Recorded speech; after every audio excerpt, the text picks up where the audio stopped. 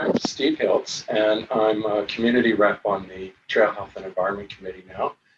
Recently retired from tech, and previous to working for tech for 20 years, 10 years at the trail operations and 10 years out of the corporate office in Vancouver, I was with the lead program office in trail, which was in the trail community led task force days from 1990 to 2001.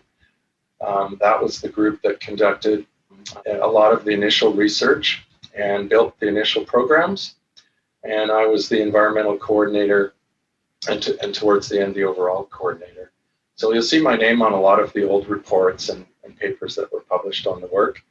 And the idea behind today is for me to give a recap of that work. It was 3 decades ago, but it really tells the story of how were questions developed, how were programs developed, why were they developed in the order in which they were developed, what was learned, how was the work done, and gives you a chance to get a recap of all of that without piling through 3 feet of reports, and to ask some questions while I'm here. Going to the first slide. The makeup of the community-led task force was very much like the Trail Health and Environment Committee today. It was chaired by the mayor of the city of Trail, and there was representation from the 2 key regulatory agencies, Ministry of Health. There was no Interior Health Authority yet then, and the Ministry of Environment, and Cameco, of course, had representation, which has now become TEC. Those 4 agencies or organizations, the city and the province and Cameco, they actually put their funding together. It started off 30, 30, 30, and 10%, 10% being from the city. And it evolved, and over the decade, a total of $5 million approximately in funding was expended, and those are the percentages of contribution in the end. So they actually put their money together and funded the programs and ran a payroll for an independent program team office, which we worked directly for. And then there were other representatives from the community, typically 5 or 6, the United Steelworkers, another councillor from the City of Trail. We did not have individual electoral areas from the regional district represented, but we had an overall regional district representative on the task force. And there was something called the Trail and District Environmental Network at that time that was also represented. And in fact, for many years, the rep was the same person, Tom Wynn, for Steelworkers and the Environmental Network. And the school district also had a representative on the task force. That funding works out to only about $500,000 a year. So that funded all the studies, the program development, program delivery, but soil remediation had not started. So it's somewhat more understandable that the cost was so small compared to today. But a lot was done with that amount of work because a lot of it was done by the internal staff, and we hired up and down based on sampling programs and studies that were being conducted as needed on a contract basis. So what were the actions of the Trail Community-Led Task Force in that decade that it existed? There was overall, the emphasis was on understanding the issue. How are kids getting exposed? What should be done about it? But there was an intent to not start delivering significant programs without knowing some good basis for their likelihood of success. However, there were some things that made sense to start without delay, like general community-wide education to raise awareness about the issue and things that people could do, and then education targeted specifically at preschool-age children, who of course were the most susceptible. And the case management work started right away too, and with the home environmental assessments, the home counseling on exposure reduction, and some assistance around the home and yard. So fairly similar to what's going on today. And there was also some fairly immediate actions taken on dust suppression in the community. So street sweeping, alley coating, and there was an inventory of publicly accessible bare spaces and a greening program that was worked on with the Rotary Club of Trail to green up and cover a lot of those.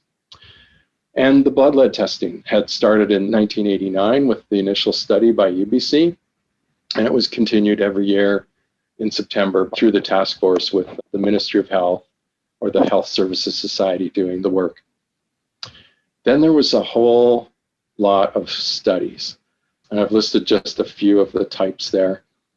The biggest question by far was, what needs to be focused on first?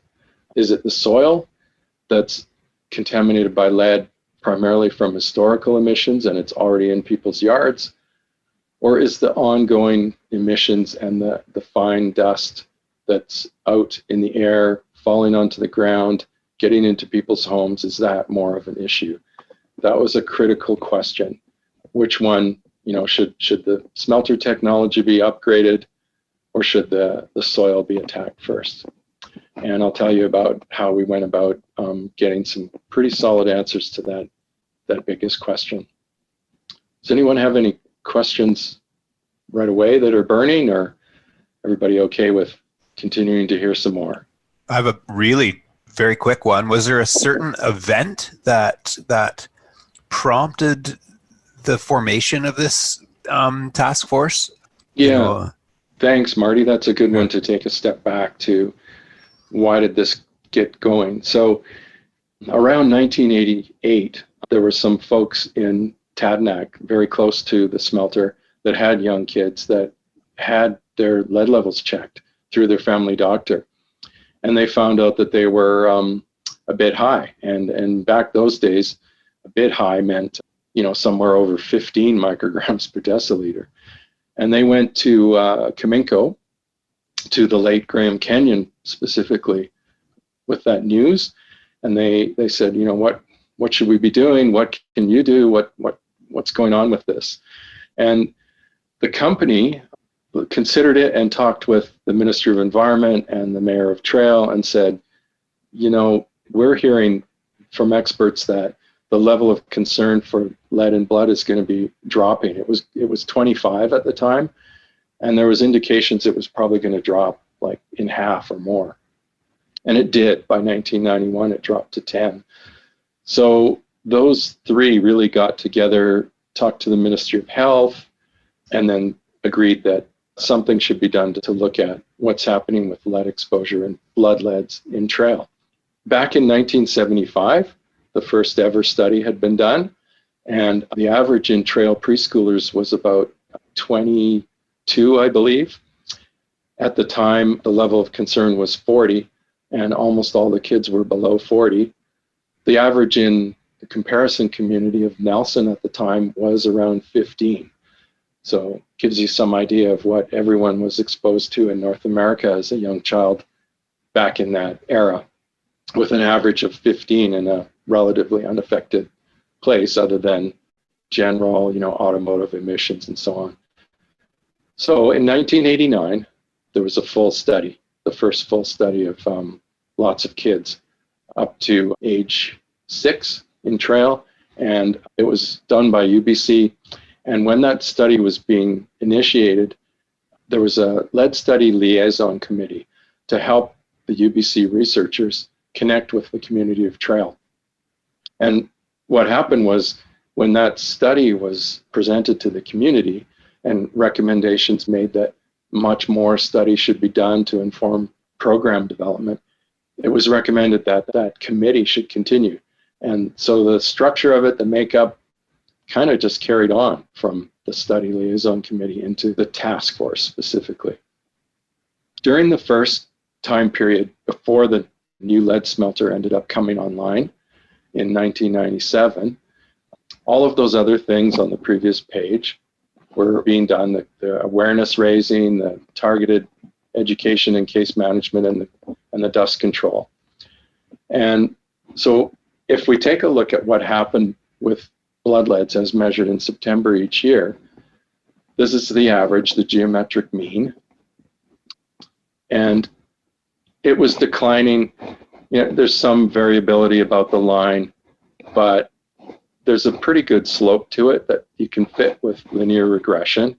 And the decline that you can see there, that downslope over time from 89 to 96, was about half of a microgram per deciliter per year, that the average blood lead for preschoolers was falling in trail. And the thing is, that was no different than what was going on everywhere in the world, in big cities, in smaller towns, anywhere that people were looking at average blood leads in preschoolers over time. During that era, it was dropping by about half a microgram per deciliter per year, thereabouts. So we couldn't say that anything that was being done in trail just to raise awareness and make people aware of things that they could do around their home was making a measurable difference. And the reason it was continuing to fall was just all of the things that were being done to remove lead from the environment, taking lead out of gasoline, lead out of the food chain in soldered tins, etc. And then moving on from there, these are some of the miscellaneous tidbits of learnings from the blood lead testing that were pretty apparent even in that first 6-year period. So one of the great things was the participation rate in trail was super high compared to other similar smelter communities in the world. Other communities like Silver Valley, Kellogg, Idaho had stronger incentives like cash money for bringing your kid in and things like that. And they could only get about 40% participation despite that. And we saw that in other communities around the world too. So lots of children were being tested, which meant that we had a good representative sample every year. And we weren't missing very many kids that might have had particular issues. However, amongst even that 75 to 85% that were participating, there were a couple of factors that told us that, if anything, the estimates of the average in trail were biased high rather than being underestimated. And those key things were that the participation was highest closer to the smelter and in the youngest kids. So those are the ones that were most at risk of having higher blood leads. And also, as you went from year to year, kids with higher levels were more likely to be brought back by their parents for testing the next year. So both those things indicated that our estimates were high, if anything, rather than biased low. We also saw that blood lead levels in trail were peaking at about 1.5 to 2 years of age, which was typical, consistent with what people were seeing elsewhere, and also typical with what people were seeing in temperate climates with real seasons, was that blood lead levels were lower in the winter. So when kids are indoors, not exposed to soil, snow-covered ground, also houses are closed up in the winter, whereas in the summer they're open. Windows are open, people are coming in and out. So understandable that lead levels peak in the summer, and that's why it was key to do the testing in September when people were in town after summer. A key thing was we saw that seldom did any child develop an elevated blood lead after their 3rd birthday, if they hadn't already, so 36 months. And that led to eventually reducing the main target age for blood lead testing from an upper end of 60 months down to 36 months. And we also found we were taking great care to be super confidential with personal data in the independent program office, but we found that people share their kids' blood lead levels with the neighbors, and I think that probably still goes on today. But it wasn't up to us to do that. One of the studies, specific questions that was looked at, some of you may have heard about this one and wondered what the findings were and how it was done. It was looking at, in 1991, the lower end of the age of testing, 6 to 11 months, kids already had blood lead levels averaging 10, and some were over 15. So the question was, how high are they when they're born? And if they're already high, that could be something that might be explained by remobilization of bone lead during pregnancy. So from 1993 to 1995, there were 48 matched mom venipuncture samples and umbilical cord samples collected at the Trail Hospital with all the births for moms living in Trail. And the findings were interesting. They showed that both the cord blood and the maternal blood were pretty similar. You can see that on the chart on the 1-to-1 line, like it goes through. The regression line of these points would be pretty close to the 1-to-1 line. So mom's blood is 4, the cord blood, the baby's blood is about 4 as well. Not much difference. And we broke it out to infants whose mothers had been raised in Trail. So if they had childhood lead exposure, they might have more bone lead store, potential for more remobilization from bone during pregnancy. The cord blood in those infants was not significantly different from that of the infants born to mothers that were raised elsewhere. And those levels for kids starting out, for infants, were no different from background at the time.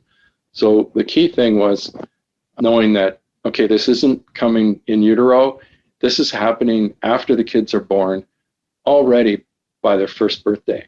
So it's in that pre-toddler crawling stage. And the thoughts were, well, they're not out in the yard much, so are they just getting it from fine dust on the floors in their home, on objects in their home, things they're putting in their mouth? At the same time as that maternal and cord blood study, we were looking at a major study that took a few years to complete when you considered all the analysis and report writing. This was done, the data collection was in 1992, and it was a big exposure pathway study. Researchers at the University of Cincinnati had done this kind of study at a couple of mining and smelting sites in the US. So they were selected to do this, working with the Trail program. We did all the sampling. We worked closely with the researchers. They had a PhD statistician on their team who did this structural equations modeling and put together this picture of lead exposure with the child being here.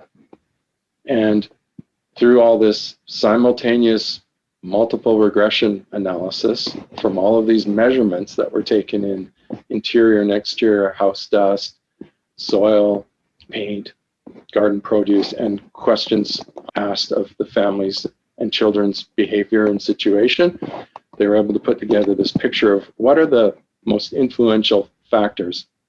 And overall, looking at all of those kids, all of those 241 kids at once, interior floor dust loading, so the amount of milligrams of lead per area of carpet or smooth floor, actually was all done off of carpeted surfaces in this study. That was the strongest, direct, closest predictor to blood lead. Time spent outdoors was also a factor, but it was a factor for kids that were older than 18 months. For under 18 months, it was this interior floor dust lead. The soil lead concentration in the yard was also a factor that showed up overall, and only when you looked at the 18 months and older, like the time spent outdoors, and the young ones under 18 months, it wasn't so much a factor. Some of these other things also came in, and I think I've got a bit more on the next slide on that. So yes, this is that stratified, looking at just the kids under 18 months, indoor house dust dominant, kids over 18 months, time spent outdoors, and outdoor soil lead also significant. This is interesting, that something we worked with quite a bit, that the loading, the mass of lead in dust on carpets, not the concentration, was more predictive of kids' blood leads. And if you think about that, you could have a high concentration in parts per million, but a really small amount because, maybe the house is cleaned every day. It's the loading that's available on the surface that was the stronger predictor. And then some of the things off of the questionnaire: smoking in the home, presence of pets that go in and out, more frequent mouthing behavior, those were associated with higher blood lead. And those are consistent with other studies.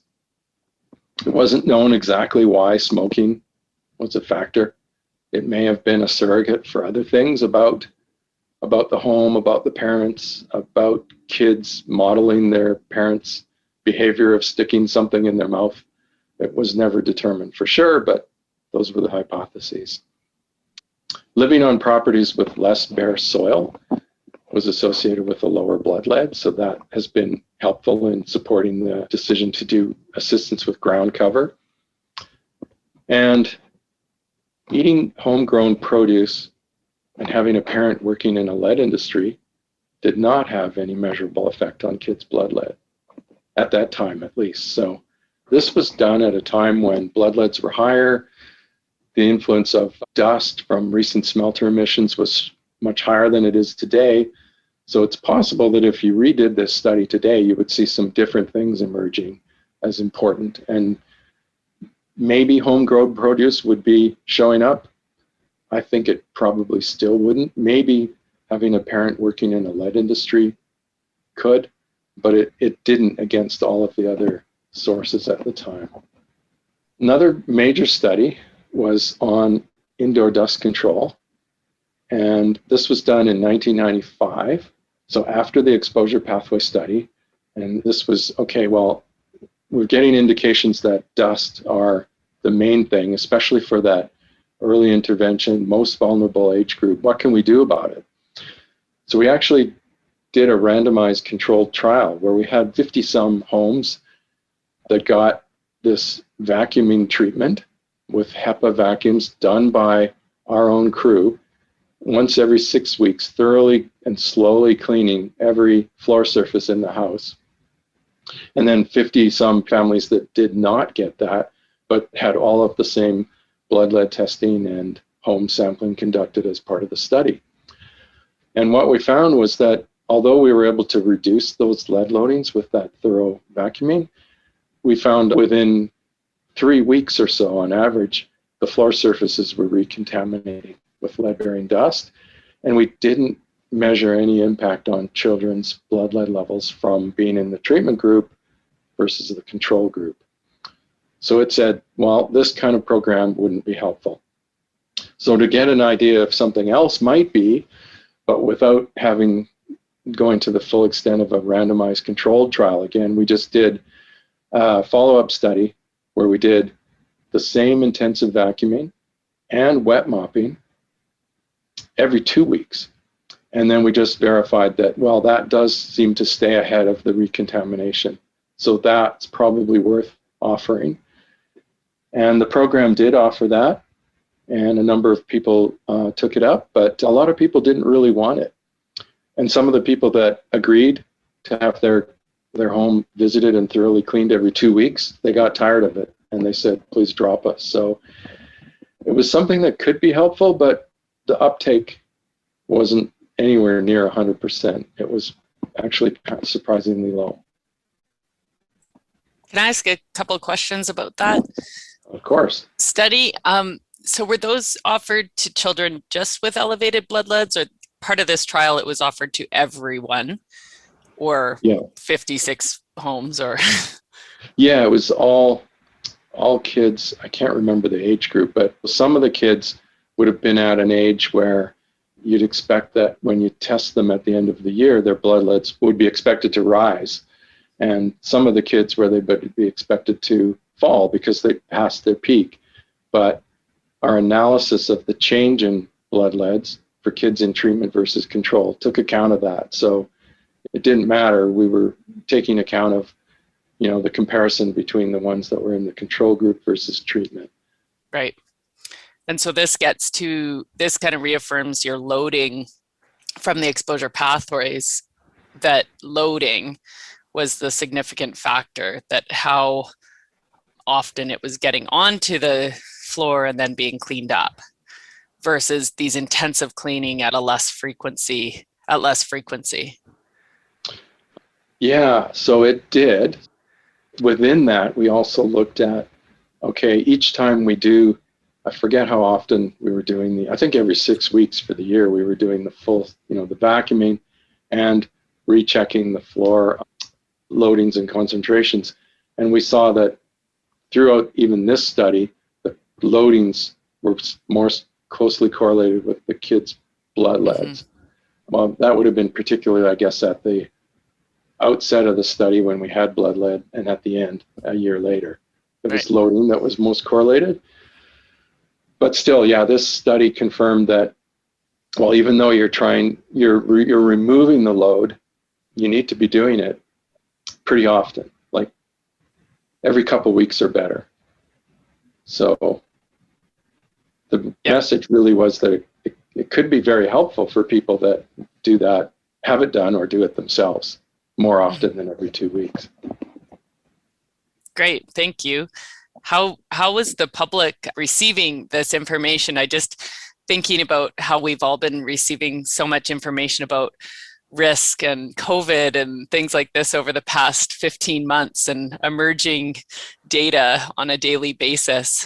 I'm curious, maybe this is a question for the end, just how the community felt about being part of this study. Yeah, well, it was disappointing, the outcome for the community, because the hope was that, the trial would show that there was a benefit of a program that could be delivered on a reasonable frequency of once every 6 weeks.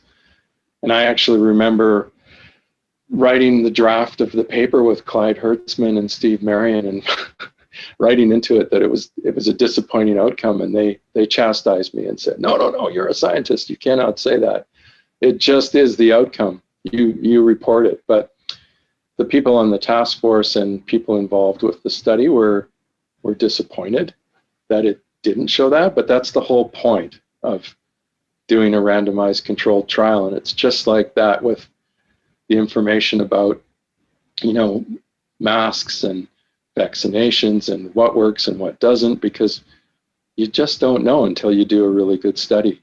And you might have your hopes pinned on something that you think would be great, but you do the study and you have to accept the results. And then I think that what kind of saved things a bit for the community was that by the time this was concluded and reported, it was pretty clear that Tech was on a track, Cameco was on a track to rebuild the lead smelter and get it working. They had already had the first failure with the QSL technology, and we're working on the KivSet technology. So it was, okay, well, this treatment didn't work on that frequency, but we're going to be doing something at the source for trying to get the dust down in the community. And this one is on education. Did it work, and what kind of education? And there is one paper that we published on this. This was focusing on case management. What we saw was that overall education didn't make a difference, and that was consistent with other communities. Just having a community become aware it's an issue doesn't magically reduce kids' exposure, unfortunately. But going in and doing the in-home case management interventions, we found some evidence that it helped. Compared with when the 1989 study was done and they didn't get those home visits, those kids, the average change in their blood lead 1 year later was an increase of 1.2. But it wasn't a statistically significant increase, but close to borderline. So in other words, it either didn't change or it may have increased a little bit was the indication. Whereas in these years that we looked at where kids did get home intervention, we saw some years where the average change in that group was down the next year, and a number of years where it was statistically significant. One towards the end where it wasn't. Not sure why that would have been different. Can I just ask a question about this slide? Yeah. So the in-home intervention, there was a noticeable difference. The 1989, when you say they did not receive intervention, did they just get information and not the actual in-home visit? Is that the difference? That's right. Yeah. Okay. Yeah. Okay. Just curious, with COVID, we've been doing them remotely. So. Yeah. Well, in 1989, it was the study only, the lead study done by Clyde Hertzman and the UBC team. So people got the results, but the program office didn't start until the next year. And then the ability to go out and do home case management visits became possible. Right. Okay. Thanks. Sure. And then this one is what worked. Well, the new lead smelter really worked. It kept the business going in Trail, and it really worked in terms of making an impact on blood leads and environmental lead in dust. So the way this was measured was there was a network of what were called Sentinel homes. I think there were 30 to 35 of them around areas 2 and 3, I believe, only. And they showed big improvement in air quality, the suspended particulate. So this is the number that's now down below, down around, well, the target was 0.2 for 2018, I believe, and then now it's down, half that again, 0.1 or so. But it had been up around 1 or higher before the new lead smelter. So 70% or greater change. And this was at the Sentinel homes, outdoor dustfall, or nearest outdoor dustfall station, and then the indoor dustfall jars in Sentinel homes and street dust at Sentinel homes showed around half, in the 50% a decrease. Floor dust didn't really show an improvement. The concentration got lower, but the loadings didn't change. We're not sure why, but one of the funny things was people that were in this, that said, yeah, I'll be in this Sentinel home sampling program. At the beginning, these homes were visited every quarter for about 4 years, 3 years, something like that. And at the beginning, people couldn't resist the urge to clean up their house before we came to sample it. So, but then as they got used to it, that kind of waned. So one hypothesis was, well, people were doing their own floor dust lead loading control because they were in the program and they wanted to have their house look good. And then as they got used to it, they got tired of it. And maybe that's why there was no improvement there. So, but it's it's quite an unknown. So looking back to the Bloodlet Trend, so this was the one we looked at a while back, where we showed just from the initiation of the task force through to before the new lead smelter came online, the decline was about half a microgram per deciliter per year. Well, in the 1, 2, 3 years that the sampling was done after the startup of the new lead smelter, the average decline was 1.8 micrograms per deciliter. So an abrupt increase in the decline, which was beyond what was happening just at the global background rate then, and definitely seemed attributable to the new lead smelter and the improved conditions. It's interesting to take a look at. For lead in the United States, risk assessment is done using a specific model for lead that looks at lead absorption and pharmacokinetics in the body, and it's made for children. So it's a much more specific and advanced way than a generic risk assessment that would be done on, a typical contaminated site in BC. And we used data sets from each of these 3 years to look at how well does that risk model predict blood lead compared with what was actually being measured in Trail. So baseline, pre-new lead smelter, 1996, we put in all of these parameters from Trail data, and the model predicted a geometric mean of 10.5, and the observed was 11.5, so pretty close. In fact, the model was predicting a little bit lower than what we were measuring in Trail. Then several years after the new lead smelter started up and air was lower, soil really not changed much, house dust concentrations coming down, plugging all that in, you still get 9 for a predicted geometric mean. The observed had already fallen to 6. So the model was now overestimating. And then we looked at it again in 2001. And this was where air was very low because that was the summer that the smelter shut down, either for a maintenance extended shutdown or a strike or power sales. I've lost track of which year, but it was not operating. So the average level of lead in ambient air fell very low to 0.3. And we modeled for a different age group because by this point, the testing was dropped to 6 to 36 months. So the model still predicts about 9, just a tiny bit higher because of the age group. The observed that September after the shutdown, with less lead being emitted to air and ending up in dust, it dropped again to 4.7. You know, what is it about the modeling that's not capturing what's really going on in a smelter community with kids' lead exposure? And we'll come back to this, but it's back to that question of soil versus dust. And we'll come back to that a little bit more in a few slides.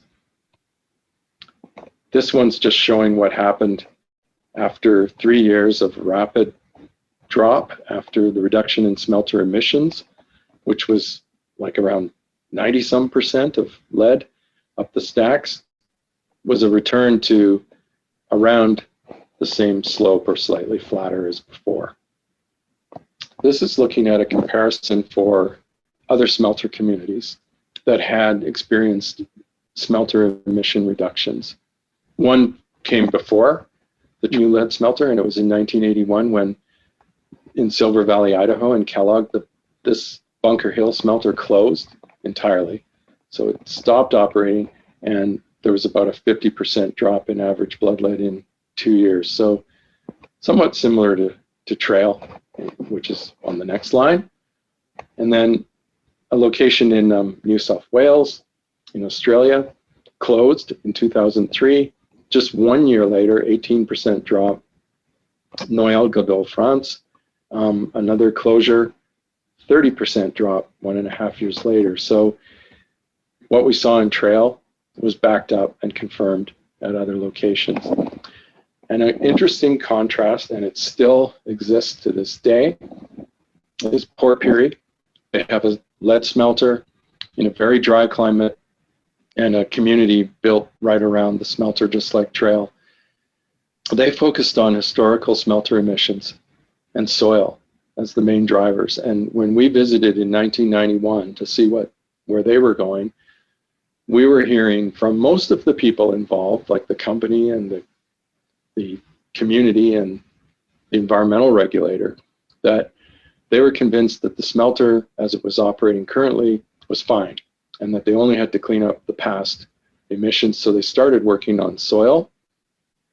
We heard from a couple of people in the health ministry that they weren't convinced, that they thought it was more likely lead and dust and current emissions were more of an issue. But they lost out, and the smelter continued to operate with relatively high lead emissions. And for example, in 2002, they still had 3.6 micrograms per cubic meter adjacent to the site. So I think, we haven't measured directly adjacent to the site in Trail, but I think that's probably higher than it even was back before the new lead smelter. They're still having issues. If you look today, in 2020, their average in preschool kids for blood lead was 4.2. And they have a new target regulatory goal that they have to meet, and they've actually failed to meet it last year, and it's 0.4. So that's double the target that Tech voluntarily agreed to accept for 2018, which is still the tightest in Canada, and it's like 4 times around what Tech is now, although there may be some differences if that's directly adjacent to the site, but they still haven't done a major upgrade to significantly reduce lead emissions, and they're still lagging behind on that. Hey, and Steve, it's Claire. Their measurement point is about the same distance as Butler Park is. Oh, okay. Thanks, Claire. Yeah. Okay, coming back on this soil versus dust. So that model, the integrated exposure uptake biokinetic model, IEUBK, used in the United States, it has quite a history of validation issues. In other words, does it predict in line with what's actually measured? And there's been lots of arguments from people about, well, the model's better than what you're measuring because your blood lead level surveys may be biased. I don't buy that argument, and we talked about the bias in blood lead surveys most likely being upwards rather than downwards. But there's a number of historical uses of that model where they drastically over-predicted what was being measured in blood lead, especially in mining communities without any operations going on. And people have tried to adjust the model parameters, and there's a number of things you can say, well, we're off in terms of how soluble the lead is in the kid's GI tract, we're off on this or that, and now we can get the right answer. But when you're playing with adjusting multiple parameters, you don't know if they just compensate for each other somehow, and you're still not really understanding the story.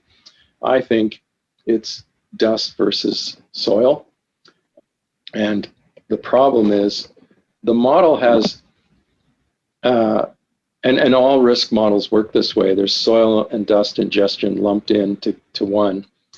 The IUBK does try to apportion soil versus dust, but they haven't been able to do it very well, mainly because the studies that have been set up and conducted to figure out how much soil and dust a toddler eats are based on measuring concentrations of tracer elements from soil in collected diapers, in kids' feces.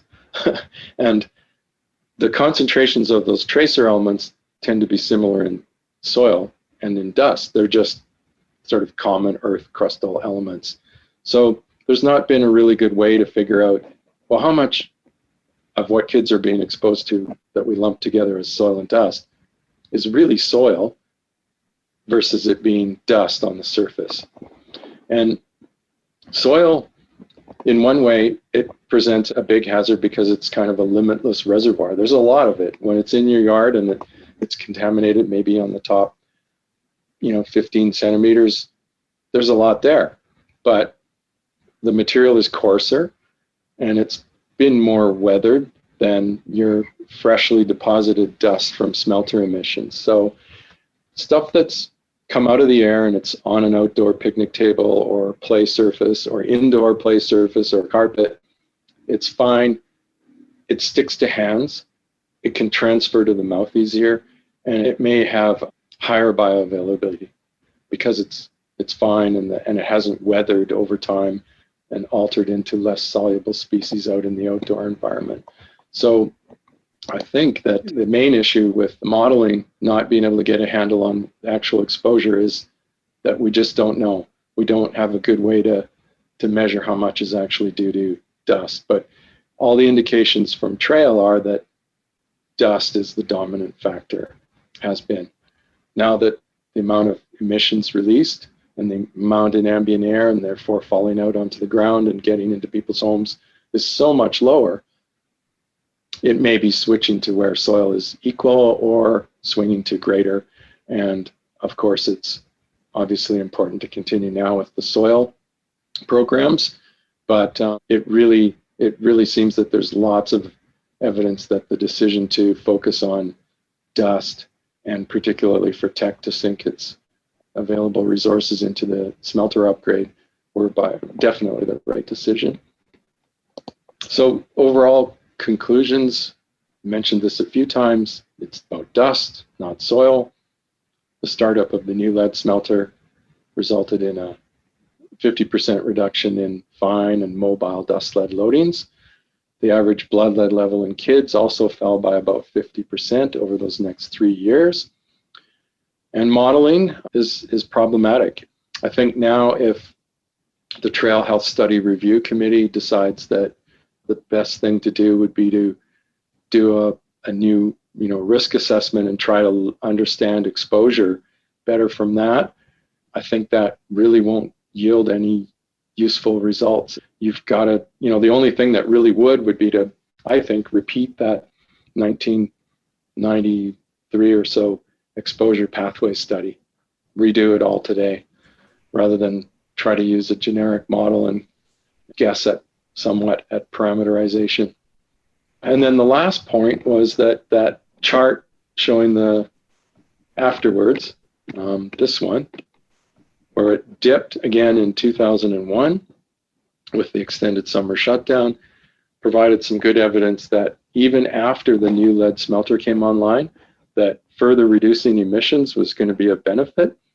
And then, of course, if we extend the story now up to today, there's been so much work to reduce fugitive emissions from the trail operations that's been successful, and it seems that it has enabled the downward trend to continue in Bloodlet. So that was the final point, was that going forward, emissions improvement was still of great value, even as you move into the soil remediation. And then the last was just a listing of the 3 journal published papers that came out of that work.